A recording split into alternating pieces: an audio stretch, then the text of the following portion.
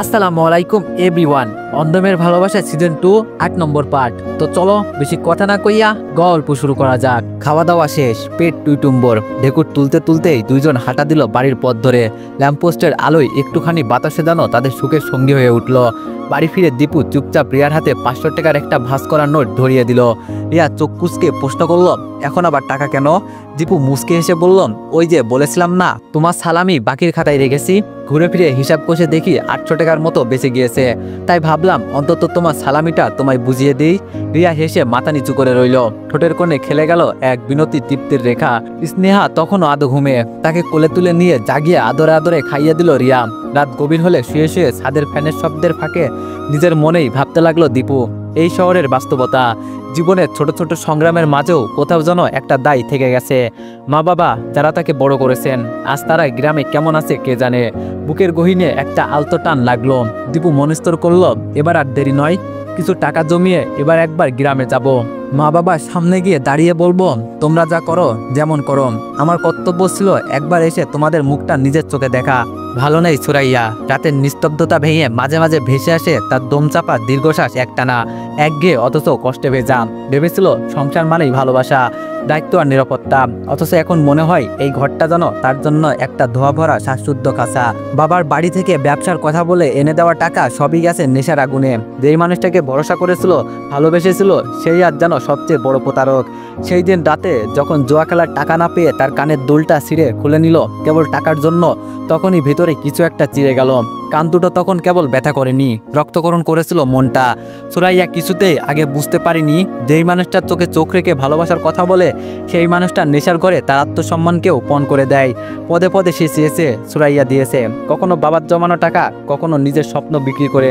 ভেবেছে একদিন মানুষটা ঠিক বদলে যাবে, কিন্তু তার অজুহাতের আর শেষ নেই। ব্যবসায় লোকসান, বন্ধুদের দেনা, অসুস্থতা, এইসব বলে টাকা নিয়েছে। আর সে টাকায় শেষমেশ মিলেছে সিগারেটের ধোঁয়ায়, মদের গন্ধে। এখন সুরাইয়ার চোখে ঘুম নেই, বুকের মধ্যে ঠাঁই নেই। সে শুধু তাকিয়ে থাকে ছাদের দিকে আর ভাবতে থাকে একজন মেয়ে কতটা কষ্ট সহ্য করলে তাকে সংসারী বলা হয়, আর ঠিক কতটা ভাঙলে সে বেকার হয়ে যায় নিজের জীবনে। দিন আসে দিন যায়, সময় যেমন বদলায় তেমনই বদলে যায় মানুষের মন, পরিস্থিতি, সম্পর্ক। কেটে গেল আরও মাস 15 দিন, কিন্তু শান্তি কোথাও নেই। রিয়ার বাপের বাড়িতে আবারও ঝামেলাম। এবার গলায় গলায় ভাব দুই যা একে অপরের বিষ হয়ে উঠেছে, যেন প্রতিটা কথাই বিষ ঢেলে দিচ্ছে। স্বামীর বাড়িতে তার কামাইয়ের উপর নির্ভর করে স্ত্রীর সম্মান।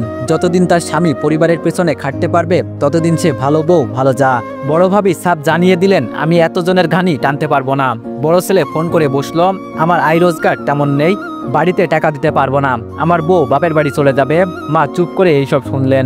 তিনি ভালোই জানতেন এইসব টাকা না দেওয়ার জন্য একটা ভদ্র তালবাহানা।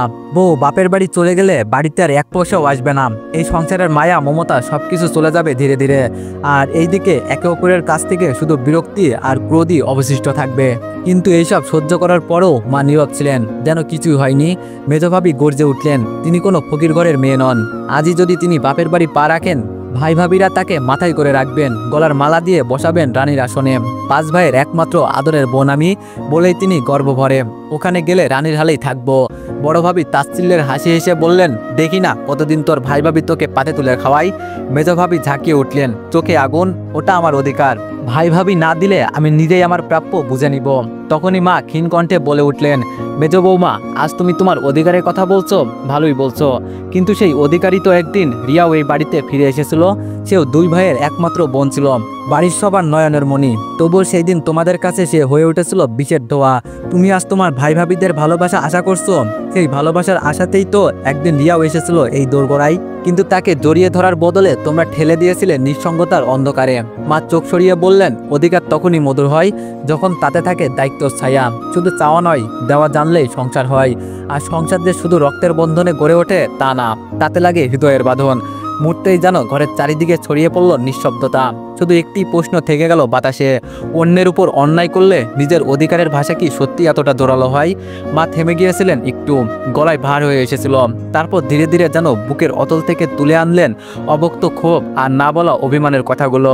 আমাকেও বুঝিয়েছিলে রিয়াকে যেন বিয়ে দিয়ে দিই, বলেছিলে তোমরা তাকে খাওয়াতে পারবে না, তার দায়িত্ব নিতে পারবে না। তোমাদের চোখে তখন সে শুধুই বোঝা ছিল, নয়নের মণি নয়, যেন অচেনা এক মুখ। আমি বুঝেছিলাম আমার অবর্তমানে আমার মেয়ের কেউ থাকবে না, সে হবে কুলহীন, দিখারা। তাই মায়ের মন কেঁদেও জোর করেছিল বিয়ে দিতে। ভাবলাম হয়তো স্বামীর সংসারে গিয়ে সে একটু শান্তি পাবে, কিন্তু দিন শেষে মেয়ে আমাকেই ভুল বুঝলো। ভেবে পেল না মায়ের চোখের জলে কতটা অন্ধকার ছিল। সেই অন্ধকারে আমি আমার সমস্ত আলো দিয়ে তাকে একটু রক্ষা করতে চেয়েছিলাম। মা চোখ মুছলেন, একটুখানি হাসলেন জানো। অধিকার যেদিন ছাত্র ঢেলে যায় সেদিন সম্পর্ক শুধু শব্দ হয়ে পড়ে থাকে, আর তার কোনো মানে থাকে না। আজ তোমার মুখে যখন অধিকার শব্দটি শুনি মনে হয় কত সহজে তোমরা রিয়ার সমস্ত অধিকার কেড়ে নিয়েছিলে। মেজো ভাবি সেই সব কথাই কান দিলেন না। চোখ মুখে স্পষ্ট অভিমান আর জেদ নিয়ে ঢুকে পড়লেন রুমে। চোখের পলকে ব্যাগ গুছিয়ে নিতে নিতে বললেন, আজই ফিরবো বাপের বাড়ি। এত অপমান, এত কথা শুনে আমি আর এক মুহূর্ত এই বাড়িতে থাকতে পারবো না। আমার বাপের যা সম্পত্তি আছে তা দিয়ে আমার মতো 10টা মেয়েও রাজত্ব করে চলতে পারবে। ঘর থেকে উচ্চস্বরে শাশুড়ির উদ্দেশ্যে বলে উঠলেন, শুনুন মা, আপনারা যখন আপনার ছেলে ফেরত আসবেন তখন আমি ফিরবো এই বাড়িতে। তাকে বলবেন আমাকে যেন গিয়ে নিয়ে আসে। সেও জানুক আমি তার মা আর ভাবির অত্যাচার সহ্য করতে না পেরে নিজের সম্মান বাঁচিয়ে চলে এসেছি। সে যেন নিজে এসে আমাকে নিয়ে যায়। জানুক তার স্ত্রীর একটা আত্মসম্মান আছে। ব্যাগ হাতে নিয়ে দরজায় চৌকাঠ পেরিয়ে চলে গেলেন মেজো ভাবি। মা একটিবারও ডাকলেন না। তিনি জানেন এখন কোনো কথা কাজে দেবে না। এই বয়সে অভিমান যেমন মোটা হয় তেমনি কর্ণের অদ্ভুত এক অচেনা দেয়াল গড়ে ওঠে। মা এক চিৎলে নিঃশ্বাস ফেলে চুপচাপ পেছনে তাকালেন। চোখটা ঝাপসা হয়ে এলো। নিজের মনেই ফিসফিস করে বললেন, এরা কি আদৌ আমাকে শাশুড়ি ভাবে? মা ভাবলে কি এভাবে রক্তে মাংসের সম্পর্কগুলো পদে পদে অপমান করত? রিয়াকে যদি একটিবারও বোন মনে করত এই বাড়ি সে একটু হলেও ঠাঁই পেত। আর ছেলেরা, তারা তো এখন বইয়ের ভালো মন্দই ডুবে থাকে। মা বোন যেন পর হয়ে গেছে। জীবনটা কত শান্ত ছিল যখন রিয়ার বাবা বেঁচে ছিল। তার মুখের এক ডাকে গোটা সংসার এক হয়ে যেত। ছেলেমেয়েরা কাঁধে কাঁধ মিলিয়ে চলতো। সুখের ঢেউ যেন বাড়ির আঙ্গিনায় শুয়ে যেত প্রতিদিন। এখন সেই ঢেউ নেই। আজ শুধু এক একটা দ্বীপ হয়ে পড়া আত্মীয়তা, যেখানে ভালোবাসায় ডুবে গেছে। শুধু থেকে গেছে অধিকার, অভিযোগ আর এক চিত্লে একাকিত্ব। সারাদিন হাড়ভাঙ্গা খাটুনি শেষে ক্লান্ত শরীরে বাড়ি ফিরল দীপু। চুপচাপ এসে হাতে ধরা টাকাগুলো রিয়ার দিকে বাড়িয়ে দিল। নিজে খাটে ধপ করে বসে রইল নিঃশব্দে। দীপুর মুখভঙ্গিতে অদ্ভুত এক ধরনের উদ্বেগ, চিন্তার রেখা স্পষ্ট। রিয়া ফিসফিস করে জিজ্ঞেস করলো, কি হয়েছে? দীপু মাথা নাড়িয়ে কিছু বলার চেষ্টা করলো, কিন্তু মুখে ফুটে কিছুই বের হলো না। রিয়া আবারও প্রশ্ন করলো, বলুন না কি হয়েছে? দীপু বলল, আজ বাসা ভাড়া দেওয়ার তারিখ, পকেটে টাকা পয়সা কিচ্ছু নেই। আজ যা হাতে পেয়েছি তা তো তোমাকেই দিয়ে দিলাম। মেয়ের জন্য ছেলেলা আনতে হবে। রিয়া বলল, কাকা কাকি কিছু বলেছে ভাড়া নিয়ে? দীপু বলল, না কিছু বলেনি। না দিলেও কিছু বলবে না, কিন্তু আমার ভিতরেই অস্বস্তি লাগছে। কথা অনুযায়ী দিতে না পারলে নিজেরই খারাপ লাগে। রিয়া বলল, যখন কিছু বলেনি তখন মন খারাপ করারই বা কি আছে? দীপু বলল, কিন্তু কাল পরশু তোমার হাতে তো কিছুই দিতে পারবো না। কষ্ট করে চালিয়ে নিও। ভাবলাম ওই 2 দিনের বেতন দিয়ে বাসা ভাড়া মেটাবো। রিয়া মৃদু হেসে বলল, বাসা ভাড়া দিতে হবে না। দীপু বলল, কেন? বাসা ভাড়া কি মাফ হয়ে গেল? রিয়া বলল, সেটা না, আমি দিয়ে দিয়েছি। দীপু থমকে গেল, টাকা কোথায় পেলে? রিয়া বলল, মেয়েদের বুঝি জমানো টাকা থাকে না? প্রতিটি মেয়ের জীবনে কিছু না কিছু সঞ্চয় থাকে। আমারও ছিল। আজকে বাসা ভাড়ার দিন দেখে ভাবলাম আপনার অপেক্ষা না করে দিয়েই দিই। দীপুর চোখ ঝাপসা হয়ে এলো। চুপচাপ রিয়ার দিকে তাকিয়ে রইল কয়েক মুহূর্ত। কণ্ঠে এক ফোঁটা কৃতজ্ঞতা, একরাশ বিস্ময় নিয়ে বলল, তুমি আমার বলার আগেই সব বুঝে গেলে। রিয়া হালকা হাসলো। সংসার শুধু রান্নাঘর নয়, সংসার মানে দুজনের মানুষের কাঁধে কাঁধ মিলিয়ে পথ চলা। আপনি তো প্রতিদিনই কত কিছু নিয়ে ভাবেন। আমি যদি একটু দায়িত্ব না নিই তবে এই সংসার কি শুধু আপনার একার, আমার না? দীপু মাথা নিচু করে বলল, ভাবিনি তুমি এমনভাবে আমার পাশে দাঁড়াবে। আমি তো ভেবেছিলাম তোমাকে শুধু বোঝাই দিয়ে যাচ্ছি দিনের পর দিন। রিয়া দীর্ঘলায় বলল, আপনি বোঝা দেন না, আপনি ভরসা দেন। আর সেই ভরসার জায়গাটুকু আমি আগলে রাখতে জানি। দীপু যেন নিঃশব্দে হাঁপ ছেড়ে বাঁচল। ভেতরটা হালকা হয়ে এলো, যেন দীর্ঘদিন পরে কারো কোমল স্পর্শে হৃদয়ে ক্লান্তি ধুয়ে গেল। রাতে মৃদু বাতাসের জানালার পর্দা দুলিয়ে দিল, আর ঘরের কোণে ছায়া হয়ে ছড়িয়ে পড়ল একটু স্নেহ, একটু বিশ্বাস আর অনেকখানি ভালোবাসা। সপ্তাহখানিক কষ্টের পরিশ্রম শেষে দীপু মনে মনে সিদ্ধান্ত নিল, এবার একবার গ্রামে যাওয়া দরকার। হাতে সামান্য কিছু টাকা জমেছে, সেইটুকু নিয়েই সে ফিরতে চায় সে করে, যেখানে তার শৈশবের ছায়া এখনো পড়ে থাকে নিঃশব্দে। যেমন ভাবনা তেমন কাজ। রাতে বাড়ি ফেরার সময় গ্যারেজ মালিকের কাছে গিয়ে বিনয়ের সঙ্গে বলল, কাকা কাল একদিন ছুটি লাগবে, গ্রামের বাড়ি যাব। গ্যারেজ মালিক হেসে সম্মতি দিলেন। রাতে খাবারের সময় চুপি চুপি রিয়াকে জানালো সেই খবর, রিয়া কাল আমি বাড়ি যাব। রিয়া চমকে তাকিয়ে বলল, কোন বাড়ি? দীপু বলল, যেখানে ছোট থেকে বড় হয়েছি।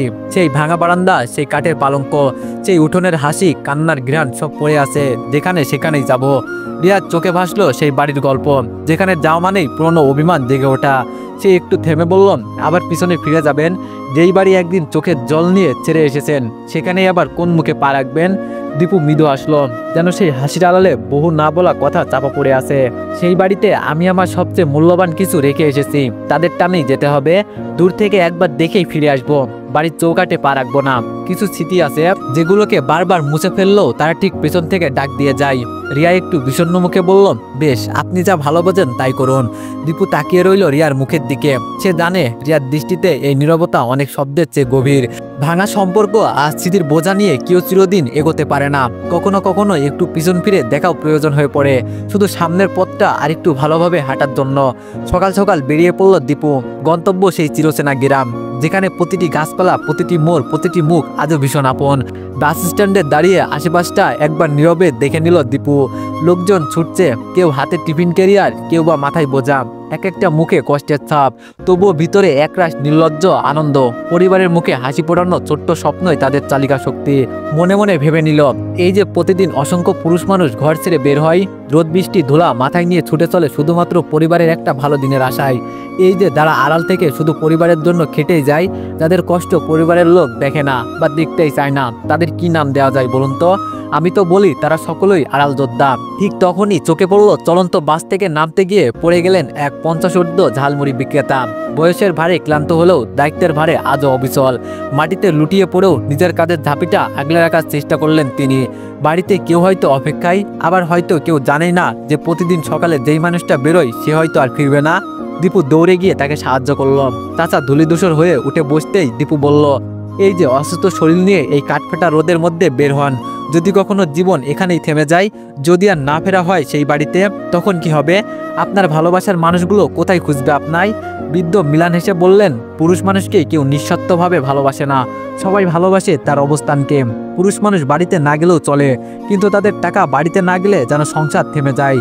এক মুহূর্তের জন্য দুই চোখে মিলিয়ে হাসলেন সেই বৃদ্ধ। সেই হাসিতে ছিল জীবনের সব পরিশ্রম, সব দায়ভার আর একরাশ শান্তি, যেটা শুধু একজন আড়ালের যোদ্ধাই বুঝতে পারে। বহুদিন পর গ্রামে পা রাখল দীপু। চেনা গন্ধ, চেনা হাওয়া আর অপরিচিত বাস্তবতা যেন একসঙ্গে তাকে আবচ্ছন্ন করে তুলল। মুহূর্তে চোখের সামনে ভেসে উঠল তার শৈশব, জলভরা পুকুর ঘাট, আম গাছের নিচে মার আহ্লাদি ডাক, আর বাবা শক্ত হাতে ধরে স্কুলে যাওয়া। ধীর পায়ে এগিয়ে গেল ছোট্ট সেই বাড়িটার দিকে, যেখানে প্রতিটি ইট আর দেয়ালের ভাঁজে লুকিয়ে আছে হাজারো স্মৃতি।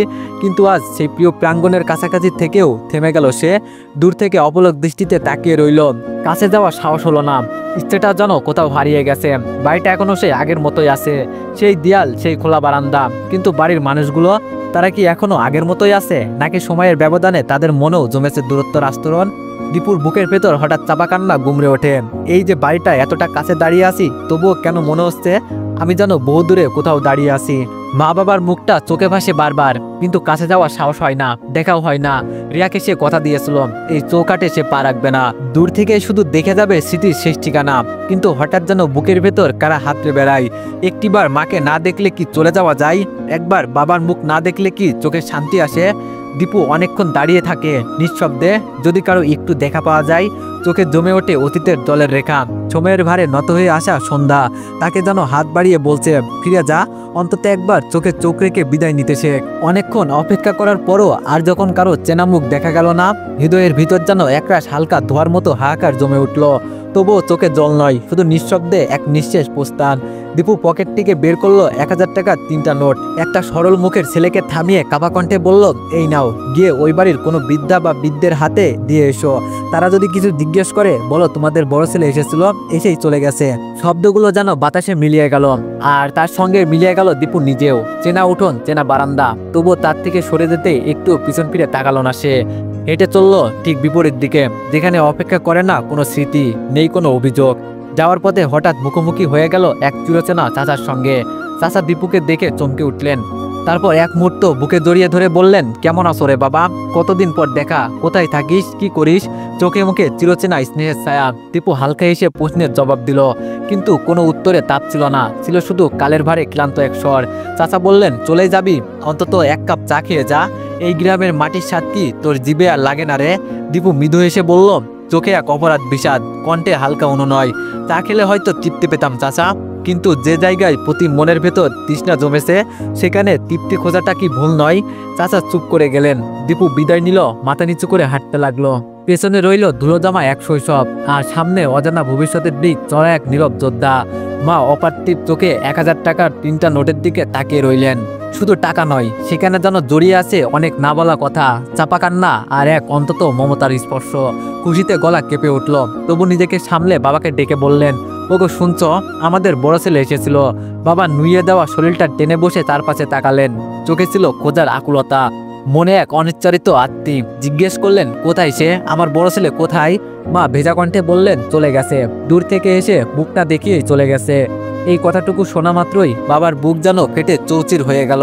ডুকরে কেঁদে উঠলেন তিনি। তাকে একটিবার পেলেও চোখে চোখ রেখে বলতাম, তুই আমাদের জন্য যা করেছিস আমরা তো তার সামান্য কিছু ফেরত দিতে পারিনি। ক্ষমা চেয়ে বলতাম, তোর হৃদয়ে যত ক্ষত রেখেছি তা অনিচ্ছাকৃত ছিল রে বাবা। অন্যদিকে দূরে কোথাও দীপু একা বসে রয়েছে বাসের জানালার পাশে, চোখ দুটি বাইরের দিকে স্থির। ঠিক এই পথ ধরেই তো একদিন গা ছেড়েছিল, বুক ভরা অভিমান আর চোখ জোড়া স্বপ্ন নিয়ে। আজ যেন সময় তাকে আবারও সেই অভিমানের পথেই ফেরত পাঠালো। শুধু পার্থক্য, এইবার বুকটা আরো ভারী, চোখটা আরো নিস্তেজ। মাঝে মধ্যে মনে হচ্ছিল ছেলেটা টাকাটা সত্যি পৌঁছে দিয়েছে তো, নাকি ব্যস্ত সময়ের ভিড়ে ভুলেই গেছে। মা বাবা টাকাটা হাতে পেয়েছে তো। কেউ কি বুঝছেন এটা কেবল টাকা নয়, তাদের ছেলের নীরব ভালোবাসা, জেগে ওঠা কান্না আর চিরকালীন দায়বদ্ধতার নিঃশব্দ। দীপু চোখ বন্ধ করল, বাস ছুটে চলল গন্তব্যের দিকে। আর তার বুকের ভেতর জমে রইল কিছু না বলা কথা, কিছু অজানা সংশয় আর এক অসমাপ্ত ভালোবাসার নিঃশব্দ। এইদিকে রুহির দিন কাটে নিদারুণ কষ্টে। সেই দিনকার ঘটনার পর থেকে তার স্বামী যেন দেয়াল তুলে দিয়েছে দুইজনের মাঝখানে, শব্দহীন, স্পর্শহীন, অনুভূতিহীন এক দূরত্ব। যেই মানুষটা একসময় তার হাসির শব্দে জেগে উঠত, সেই মানুষটাই আজ দিন কাটায় নীরবতায়। ভুল যেন কেবল তারই। এই সংসারের সব অন্ধকারের দায় যেন একা রুহির কাঁধে। সব পাপের ফল। না হলে কি স্বামী স্ত্রীর এমন মধুর সম্পর্ক এভাবে ফাটল ধরে? যেই স্বামী তাকে চোখে হারাতো, এক চুল চুলে বাতাস লাগলে উদ্বিগ হতো, আর সেই স্বামী তার চোখে চোখ রাখে না। ছেলেকে হারিয়ে যেই চোখে বুক চেপে রেখেছে রুহি, তা যেন নিঃশ্বাসের ভার। তেমনি তার চেয়ে বেশি যন্ত্রণার নাম তার প্রিয় মানুষটির নির্লিপ্ত দূরত্ব। রুহি প্রতিদিন নিজেকে প্রশ্ন করে, সে কি সত্যি এতটা অযোগ্য যে তার চোখের জল দেখেও কেউ তার পাথরের মতো হৃদয় ভাঙতে চায় না? শোকের চেয়ে বড় বেদনা হয়তো তখনই হয় যখন মানুষ জীবিত থেকেও সম্পর্কের ভিতরে মরে যেতে থাকে। আর রুহির সংসার এখন ঠিক তেমনই, বাক্য কাঠামো অটুট, কিন্তু ভিতরে সব জ্বলে ছাই। 3 মাস যেতে না যেতেই মেজো ভাবি আবারও ফিরে এলেন শ্বশুর বাড়িতে। এই ফিরে আসা যেন পরাজয়ের নয়, বরং আত্মার মুক্তি। প্রিয়জনের কোলে ফেরার অনিবার্য টান। দরজায় পা রাখতে শাশুড়ির পায়ের উপর ঝাঁপিয়ে পড়ে কান্নায় ভেঙে পড়লেন তিনি। বুক ফেটে আসা কণ্ঠে বললেন, মা আমি বুঝেছি, আপনারাই আমার আপনজন। বাবার বাড়ির রাজপ্রসাদের থেকেও স্বামীর এই ভাঙা ছাউনি ঢের ভালো। সেই রাজপ্রসাদে আছে চাকচিক্য, কিন্তু শান্তি নেই মা। যে শান্তি আমি এই উঠানে পাই, সেই নিঃশ্বাস আমি এই ভাঙা বারান্দায় নিতে পারি, সেই প্রশান্তির ছায়া ওই বাড়িতে নেই। চোখ মুছে আবার বললেন, সেখানে আমি কাজের লোকের মতো খেটেছি, তবুও কারো মন পাইনি। কাজের বেলায় আমি 5 ভাবির সমান, আর খাওয়ার বেলায় না, এই ঘরে নয় ওই ঘরে যাও, ওই ঘরে নয় তার ঘরে খাও। এক টুকরো ছায়াও যেন কেউ দিতে রাজি নয়। চোখে চোখ পড়লেই মনে হয় আমি যেন ভুল করে জন্মানো কারো দায়। শাশুড়ি কাপা হাতে তাকে বুকে জড়িয়ে নিলেন। মুখে কিছু বললেন না, শুধু অবয়ে অনুতাপের ছায়া। তো এভরিওয়ান, নেক্সট পার্টের জন্য সবাই অপেক্ষা করো। ধন্যবাদ।